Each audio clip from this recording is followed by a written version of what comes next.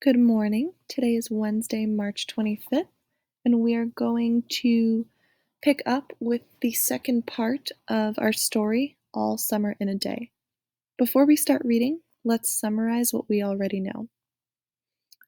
Our main character, Margot, has been living on Venus for the past few years, and she's not very fond of it. The climate on Venus is rain, and we know that it's been raining for 7 years. The primary conflict is that Margot is having a hard time becoming friends with the children of Venus because they are teasing her about remembering the sun. The reason Margot is able to remember the sun is because she is originally from Earth, whereas her classmates have been born on Venus and have lived there their entire lives. It is difficult for the students to remember the sun because they were only 2 when they first saw it. However, Margot has very strong, vivid memories of the sun, and the students are a little bit jealous that they are not able to remember it this way. Let's pick up at the top of page 72, and we are going to finish the story.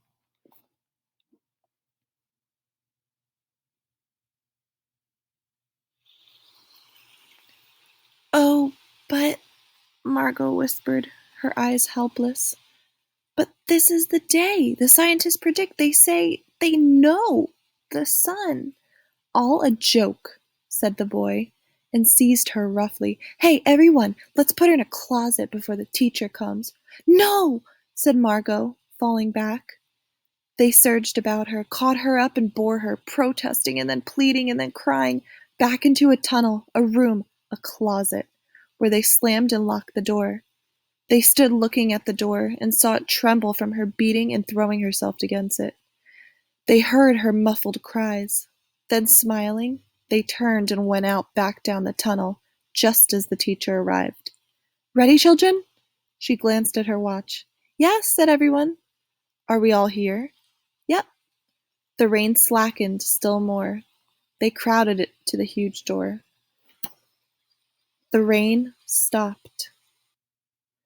It was as if, in the midst of a film concerning an avalanche, a tornado, a hurricane, a volcanic eruption, something had first gone wrong with the sound apparatus, thus muffling and finally cutting off all noise, all of the blasts and repercussions and thunders, and then secondly, ripped the film from the projector and inserted in its place a peaceful tropical slide which didn't move or tremor. The world ground to a standstill. The silence was so immense and so unbelievable that you felt that your ears had been stuffed or you had lost your hearing altogether. The children put their hands to their ears. They stood apart. The door slid back, and the smell of the silent, waiting world came into them. The sun came out. It was the color of flaming bronze, and it was very large, and the sky around it was blazing blue tile color, and the jungle burned with sunlight as the children, released from their spell, rushed out yelling into the summertime. "Now don't go too far," called the teacher after them. "You've only 1 hour, you know. You wouldn't want to get caught out."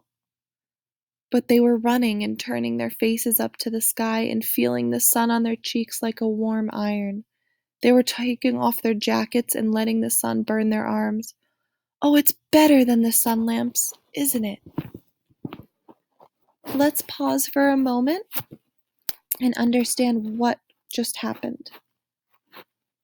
So, the children kind of take their bullying one step further and decide to lock Margot in a closet. At first, they grab her and they tie her up and then they back her into a closet. And we know that from how the author writes that Margot is trying to fight back and she's throwing herself at the door and slamming on it with her hands trying to get out. Then the teacher comes back and asks if all of the children are there, and they all tell her that they are. What happens next is our climax in the story, where the rain stops. So now it's been raining on Venus for 7 years, and all of a sudden it becomes very silent. And that's what this huge paragraph here is talking about. It becomes creepy in a sense that the children have always heard a constant sound of rain, and now they hear nothing. But we know that Margot is telling the truth because the sun does come out. And the students are so amazed by this sight that they go out and they stand under the sun and just let it burn their arms, and they're taking everything in. And one key part is that the teacher tells the students that it's only going to be out for an hour. So they have to be mindful of the time that they're spending outside, because the minute the sun goes back in, it's going to start raining again. Much, much better.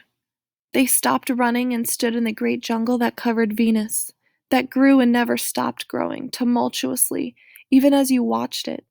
It was a nest of octopuses, clustering up great arms of flesh-like weed, wavering, flowering in this brief spring. It was the color of rubber and ash, this jungle, from the many years without sun. It was the color of stones and white cheeses and ink. The children lay out laughing on the jungle mattress and heard it sigh and squeak under them, resilient and alive. They ran among the trees, they slipped and fell, they pushed each other, they played hide and seek and tag, but most of all they squinted at the sun until tears ran down their faces. They put their hands up to that yellowness and that amazing blueness, and they breathed of the fresh, fresh air, and listened to the silence which suspended them in a blessed sea of no sound and no motion. They looked at everything and savored everything. Then, wildly, like animals escaped from their caves, they ran and ran in shouting circles. They ran for an hour and then did not stop running. And then, in the midst of their running, one of the girls wailed. Everyone stopped. The girl standing in the open held out her hand. "Oh, look, look," she said, trembling. They came slowly to look at her opened palm. In the center of it, cupped and huge, was a single raindrop. She began to try looking at it. They glanced quickly at the sky. Oh, oh. A few cold drops fell on their noses and their cheeks and their mouths. The sun faded behind a stir of mist. A cool wind blew around them. They turned and started to walk back toward the underground house, their hands at their sides, their smiles vanishing away. A boom of thunder startled them, and like leaves before a new hurricane, they tumbled upon each other and ran. Lightning struck 10 miles away, 5 miles away. A half mile, the sky darkened into a midnight flash. They stood in the doorway of the underground for a moment, until it was raining hard. Then they closed the door and heard the gigantic sound of the rain falling in tons and avalanches everywhere and forever. Will it be 7 more years? Yes, 7. Then one of them gave a little cry. Margot! What? She's still in the closet where we locked her. Margot. They stood as if someone had driven them, like so many stakes, into the floor. They stood and looked at each other and then looked away. They glanced out at the world that was raining now, and raining steadily. They could not meet each other's glances. Their faces were solemn and pale. They looked at their hands and feet, their faces down. Margot. One of the girls said, Well? No one moved. Go on, whispered the girl. They walked slowly down the hall in the sound of cold rain. They turned through the doorway to the room in the sound of the storm and thunder, lightning on their faces, blue and terrible. They walked over to the closet door and slowly stood by it. Behind the closet door was only silence. They unlocked the door, even more slowly, and let Margot out.